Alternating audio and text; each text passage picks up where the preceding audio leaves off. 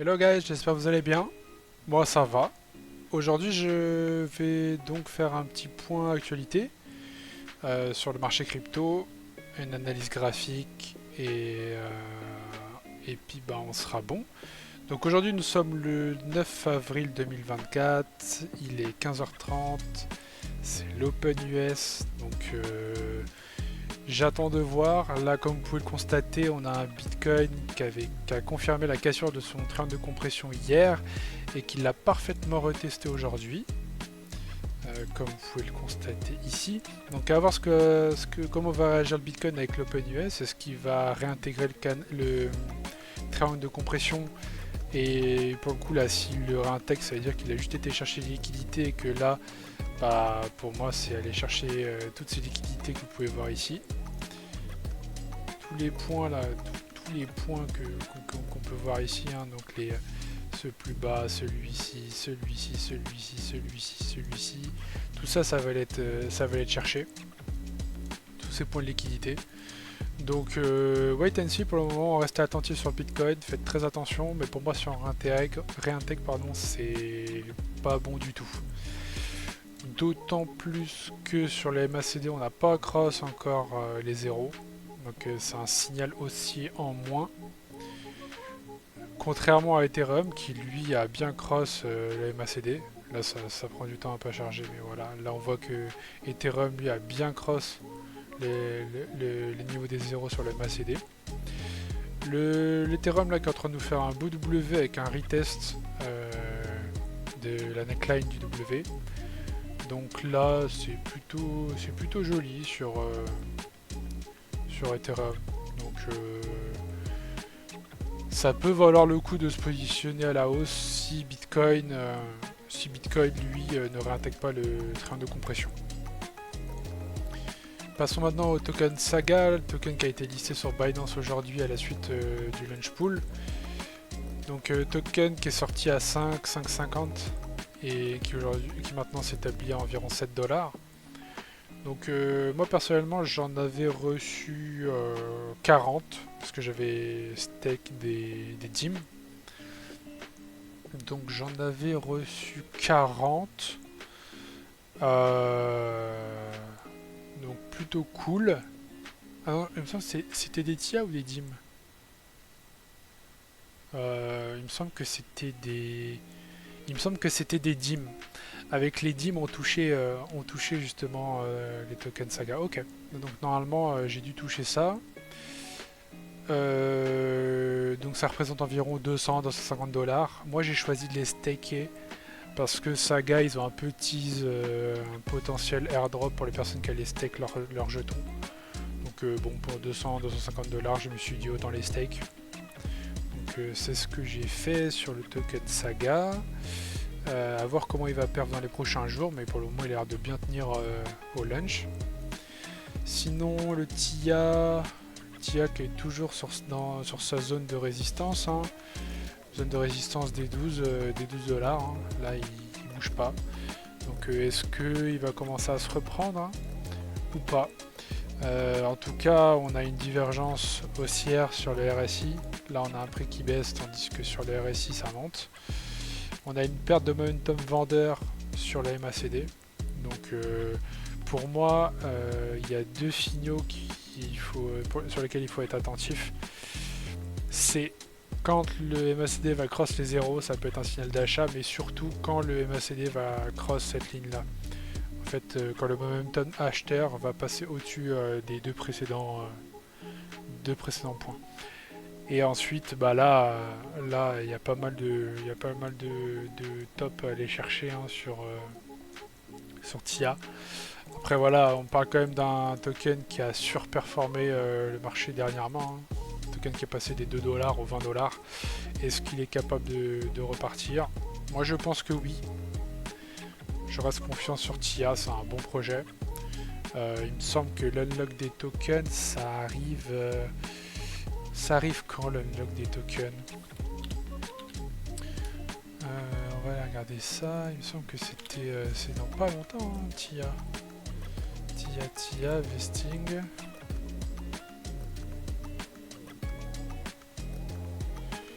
Le 31 octobre. Donc 31 octobre, unlock de token et pas un petit unlock, hein. On parle de 5 milliards. Hein. Il y a combien d'unlock? Je crois que c'est marqué ici. 17% de la supply qui va être unlock. Donc là on va commencer à arriver sur une grosse supply. Et donc là peut-être qu'à ce moment-là, par contre il faudra sortir un petit peu de tir. Mais pour le moment, pareil sur une remontée, je serais plutôt pour sortir. Le PIS, rien à dire, en attente de confirmation. On a RSI qui est en dessous de la bande des 50. On a MACD qui nous dit rien du tout sur une reprise haussière. Pour le moment, PIS, je vais de côté. Le token Aptos. Token Aptos qui corrige aujourd'hui. Ce qui pourrait se passer dans les prochains jours, c'est la création d'un W sur Aptos, une baisse du momentum vendeur sur la MACD et un W sur le RSI. Ça serait bullish pour Aptos. Personnellement, moi je reste bullish sur Aptos puisque pour moi c'est un projet assez, vraiment huge. J'avais échangé avec un des directeurs généraux, un des ex-directeurs généraux de Binance Labs, donc le fonds d'investissement de Binance, qui avait investi dans Aptos et en fait lui ce qui m'a surtout dit et mis en avant quand on en a discuté, c'est que Aptos ils avaient créé leur propre langage de programmation, ce qui permettait donc la création et le développement de DApp beaucoup plus facilement. Et ça allait en fait simplifier un peu tout le système de développement, hein, et même accélérer les échanges sur la blockchain. Voilà pour Aptos. Pour Dim qui continue de consolider. Pareil, on a une baisse de momentum vendeur. Donc pour moi, Dim c'est super pour investir, surtout qu'on peut encore toucher des airdrops en stackant les Dim. Solana, rien à dire sur Solana. Rune et Nir, finalement je suis pas rentré sur Rune et Nir. J'attends en fait la confirmation du Bitcoin, à savoir est-ce qu'il va intégrer le triangle de compression ou est-ce qu'il va juste retest le triangle de compression. Si c'est le cas, je vais rentrer en perp sur Rune et sur Nir. Les targets, je les ai montrés dans la vidéo d'hier. Je vous invite à la regarder pour les avoir vite fait. Voilà, je vais m'arrêter là-dessus pour l'analyse technique. Pour ce qui est de l'actualité, pour ce qui est de l'actualité, du coup, on était à où? On était à là, il me semble. Donc, avec Red Explorateur, on a donc Hyperlane, qui est un projet qui permet de transférer des fonds d'une blockchain à une autre. Notamment, ils sont très proches de Cosmos. Notamment, on peut transférer des TIA sur Neutron, qui aujourd'hui donc officialisent leur intégration avec Merkle. Donc Hyperlane, qui est vraiment un bridge à ne pas fed. Je vous invite vivement à le farmer, faire une TX ou deux par jour, par semaine, pour vous créer un historique et du volume sur ce projet, parce que pour moi c'est un projet qui est délaissé, un peu comme Wormhole, et qui dit projet délaissé avec un potentiel forte probabilité qu'il y ait un airdrop, bah ça veut dire gros airdrop. Donc ne l'oubliez pas, farmez-le, ça coûte quelques centimes, du temps, mais après la récompense au bout de quelques mois elle est énorme. On a le journal du coin qui nous informe donc que les sorties nettes de GBTC, donc du fonds synthétique Grayscale, qui imprime donc des sorties nettes de moins en moins importantes. On voit clairement une baisse au niveau des sorties avec Grayscale. Grayscale qui est d'ailleurs la seule entité qui vend du Bitcoin, hein. Mais c'est parce qu'en fait les clients qui détenaient du GBTC vendent du GBTC pour acheter de l'ETF Bitcoin principalement. ou alors pour prendre des bénéfices. Parce que pendant toute la période de bear market, le GBTC avait une prime, avait un prime qui était négatif. En gros, vous achetez le Bitcoin 2 fois moins cher. Aujourd'hui, le prime, je crois qu'il est revenu neutre, voire positif. Donc les mecs qui ont acheté du GBTC quand le Bitcoin était à 17 000, en fait, ils ont chopé du Bitcoin à 8 000, 9 000 dollars. Et donc là, forcément, ils prennent des profits et ils en profitent. On a aussi l'airdrop de Tensor qui est sorti. Qui est sorti donc à 1.1 $, mais il me semble qu'il est monté jusqu'à 2.2 ou 2.5. Personnellement, je suis pas éligible. Pour ceux qui ne le savent pas, Tensor, c'est une marketplace NFT. Il me semble que c'est les leaders sur Solana. J'ai fait quand même quelques échanges sur leur marketplace. Je l'ai trouvé très ergonomique, en tout cas pour les personnes qui ont déjà utilisé des marketplaces NFT en crypto. Et ce que j'ai vraiment bien aimé, c'est le fait que ça soit sur Solana. Hein. Donc forcément, tu as du volume, t'as pas besoin d'attendre 15 ans pour que ton NFT se fasse racheter. Moi personnellement, c'est ce qui m'a posé le plus de problèmes sur les NFT, notamment sur Multiverse X. Ensuite, actu suivante, donc petit airdrop à ceux qui ont acheté le Solana Mobile 2. Donc ils vont recevoir un airdrop de Wi-Fi donc pour 36 $ environ. Moi personnellement j'ai pré-order le Solana Mobile 2. Pas avec le badge Founder mais avec le badge Early Adopter. Pourquoi? Parce que tout simplement fin d'année 2023 on pouvait commander le Solana Mobile 1 et recevoir un cadeau, un airdrop en cadeau de Bonk. Et je crois le Solana Mobile il valait 400-500 $. Et le airdrop de Bonk c'était 800. Donc il y a plein de personnes qui ont fait un arbitrage là-dessus. Moi je l'ai pas fait. J'ai perdu mes balls. Je pensais que c'était un scam, j'ai flippé à ce niveau-là, je me suis dit bon ça me fait chier, bon au final j'aurais jamais dû hésiter, mais bon c'est comme ça. Là je me suis pas fait prier sur le Solana Mobile 2 et j'ai directement commandé le téléphone. J'ai déjà reçu 3 airdrops, un de 250, un de 50 et un autre de 50. Donc pour un téléphone que j'ai acheté 500 $, j'ai déjà tout vendu. Et donc j'ai réussi à faire 350 $, donc je suis déjà presque rentable. Je pense que c'est pas fini, ça va continuer sur Solana, donc je pense que c'est très intéressant et qu'il n'est pas trop tard. Donc pour ceux qui veulent acheter un Solana mobile, je vais mettre mon lien référal dans la description, n'hésitez pas à passer par ce dernier, ça me ferait vraiment très plaisir. Et puis vous, il y a moyen que vous croquiez vraiment fort sur ce Solana mobile avec les airdrops qui seront distribués.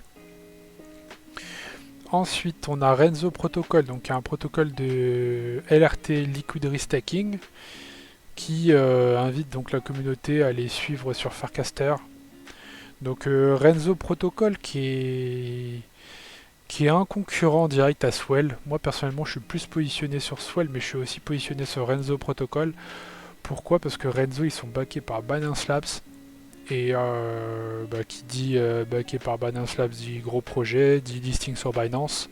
Qui dit listing sur Binance dit potentiellement un launch pool, un launchpad, et donc une certaine visibilité, un certain volume sur le projet.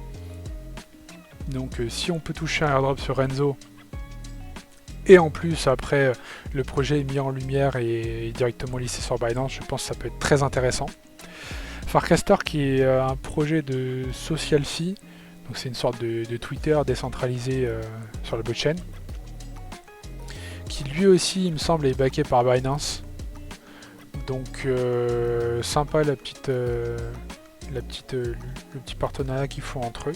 Je pense me créer un profil sur Farcaster et aller follow Renzo et avoir un petit peu d'activité sur le réseau, histoire de potentiellement gratter un airdrop tout simplement. Ensuite, donc Hyperliquid. Hier, je vous avais parlé d'Hyperliquid. Donc Hyperliquid, qui j'ai trouvé l'info hier, je l'avais pas. Donc qui distribue 1 million de points par semaine. Donc et ce depuis le début novembre. Donc pendant 6 mois. Donc là, ça va se terminer fin avril. Donc là, ils ont donc 1 million de points par semaine. Donc x 4, 4. X 6, on est donc à 24 millions. 24 millions de points distribués, sachant que le point s'échange à 8 dollars actuellement. Ça nous fait à peu près 200 millions de dollars. Donc pour le moment, s'ils distribuent tous les points, c'est 200 millions de dollars. Donc sympa comme airdrop. Je trouve ça assez important. Je vais pas m'arrêter pour autant de farmer les points Hyperliquid. Je vais miser sur le fait que le airdrop va être vraiment intéressant. J'ai été regarder un petit peu sur leur site pour regarder un petit peu que le niveau, le nombre de users qu'ils avaient. Il me semble que voilà, vous avez dans mort, dans les stats. Donc là, au niveau des volumes, hein, c'est impressionnant. J'avais regardé tout à l'heure. Total deposit à 1 milliard de deposit. Hein. Total volume, on est sur du 132 milliards. Et au niveau des users, on vient de cross la barre des 100 000 il y a très peu de temps. Donc vraiment très intéressant. Et s'ils suivent un peu le modèle de DYDX, de GMX, etc., il y a moyen qu'ils distribuent énormément de tokens à leurs users. Surtout que comme DYDX, Hyperliquid, ils ont leur propre blockchain. Donc pour ceux qui ont déjà des points sur Hyperliquid, je l'ai précisé hier mais je le redis maintenant, acceptez les termes. Donc quand vous vous connectez là, vous devez accepter les conditions d'utilisation. Si vous avez de l'activité déjà passée sur Hyperliquid, vous allez toucher un airdrop de pur qui peut être sympa à croquer. Hein. Donc il n'est pas trop tard, hein. Ça se termine fin avril, là on est le 9, il vous reste 2-3 semaines à farmer. Il y a moyen de toucher un petit bifton. Moi il me semble que sur la dernière semaine j'avais pas trop tradé, j'ai quand même touché 60-80 points pour un point qui s'échange à 8 dollars.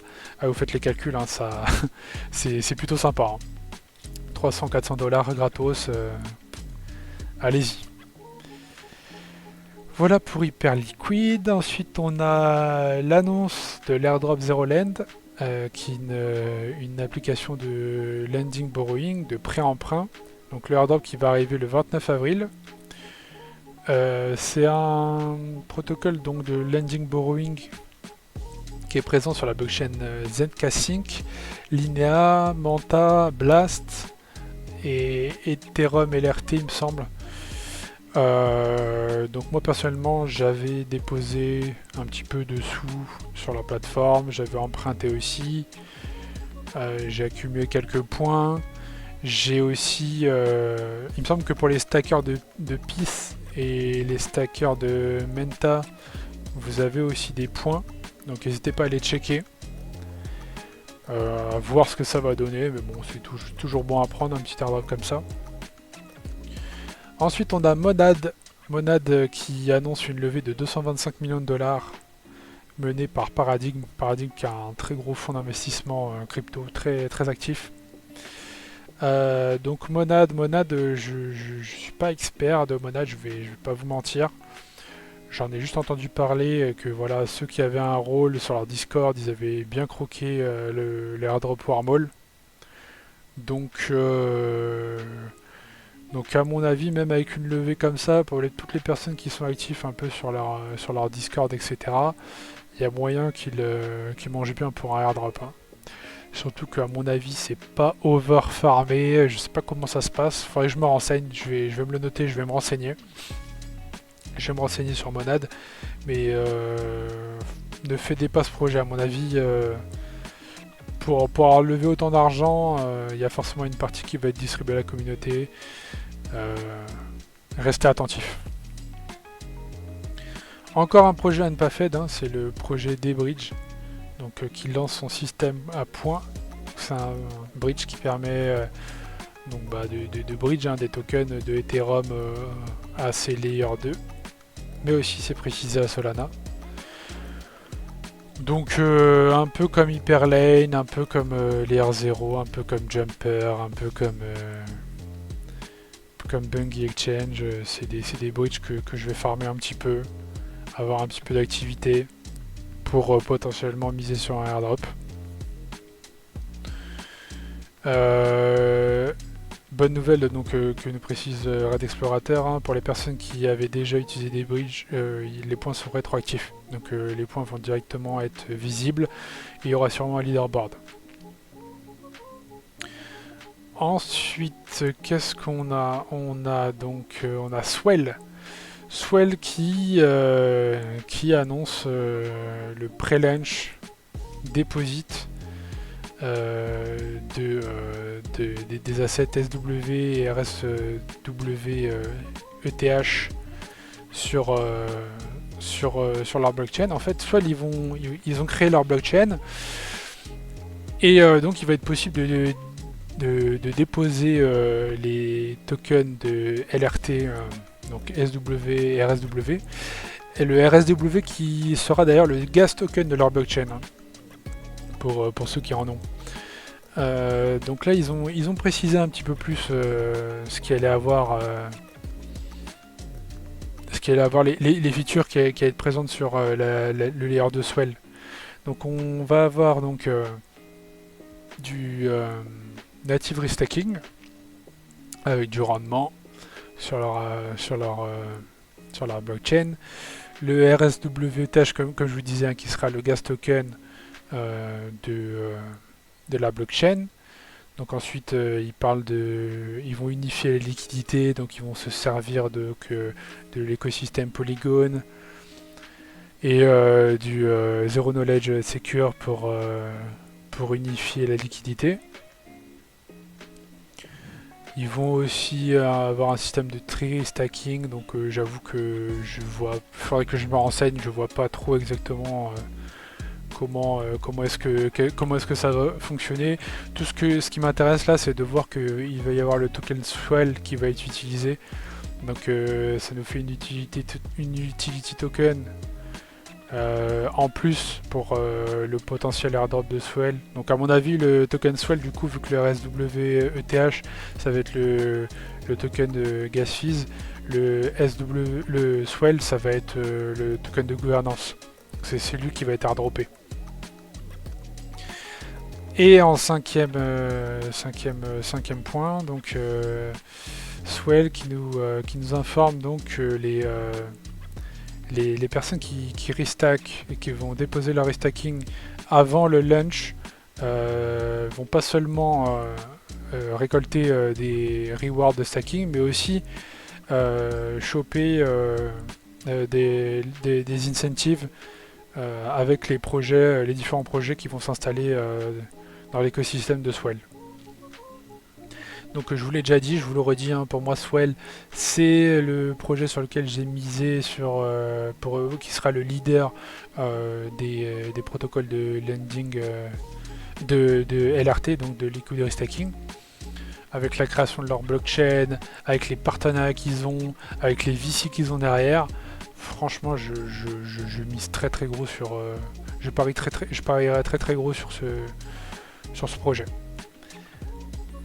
Voilà. Ensuite, là, la dernière actu, c'est Crypto Hunter qui nous annonce donc qui nous redit que Hyperlane c'est un projet qui est pas du tout surfarmé. Donc il faut s'exposer, il faut faire des TX, il faut faire des transactions dessus. Et il précise que les bridges de TIA vers Neutron ne comptent pas, donc n'hésitez pas à aller chercher d'autres tokens, d'autres routes. Ne fadez vraiment pas ce projet, je pense que ça peut être un wormhole bis, un projet que peu de gens farment et donc une grosse récompense à la clé. Voilà, il me semble que c'était tout pour moi. Ah oui, j'avais fait un point juste, voilà, juste pour sur le TIA, le TIA qui arrive sur sa résistance des 12, qui perd en momentum baissier, qui est en train de nous faire une belle divergence haussière sur le prix au niveau du RSI. On a un prix qui baisse, on a un RSI qui est en train de monter, donc c'est une divergence haussière. Et surtout, eh ben, on n'a pas d'unlock qui vont arriver avant fin octobre sur TIA. Le prochain unlock, c'est un unlock de 17%. Et il a lieu, il a lieu le 31 octobre, donc dans 200 jours. Donc pour moi, s'il y a encore moyen de performer, d'aller rechercher un petit peu les plus hauts qu'il a accumulés.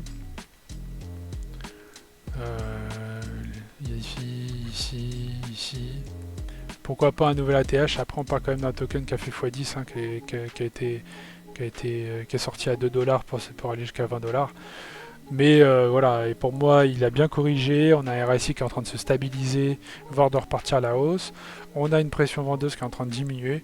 Le TIA, pour moi, qui peut en surprendre plus d'un. Donc restez attentif là-dessus. Donc voilà, c'était tout pour aujourd'hui. Restez attentif à ce que va faire Bitcoin. Est-ce que Bitcoin va réintégrer son canal de compression? Est-ce qu'il va repartir à la hausse?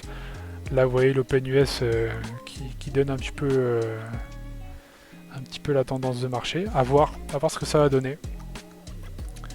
Attendez une clôture. La clôture parle souvent plus que le direct, hein, parce que voilà, comme vous voyez, ce matin à 9 h, on a eu une baisse, réintégration du canal de compression, et finalement la bougie a été ravalée. Est-ce que là ça va faire pareil? Je ne sais pas. Donc restez attentifs. Si jamais vous avez un petit peu peur, moi ce que je ferais si j'étais vous, c'est pas un conseil en investissement, hein, mais c'est juste une stratégie qui peut être appliquée. Vous pouvez vous hedge, donc prendre un short sur les dérivés sur Bitcoin, et ensuite dès que vous pensez, voilà, imaginons là je prends un short maintenant, le Bitcoin il fait ça, et puis là je vois qu'il commence à remonter, je peux fermer mon short, c'est pas grave, j'aurais perdu un peu d'argent, mais au moins je suis rassuré. Donc à vous de voir, plutôt que de vendre l'intégralité de votre position spot, et après si le Bitcoin il fait un mouvement comme ça, vous l'avez dans l'os, une position short ça peut être un peu plus malin. Enfin bref. Voilà, c'était tout pour cette vidéo. En tout cas, j'espère que ça vous aura plu. Si jamais vous avez des conseils, des suggestions à me faire vis-à-vis de la vidéo, du contenu, si vous avez des envies particulières, que vous voulez que j'analyse certains coins, etc., si vous avez des concepts de vidéos à me faire intéressants, n'hésitez pas à me le faire savoir. Je débute, mais je suis motivé à m'améliorer.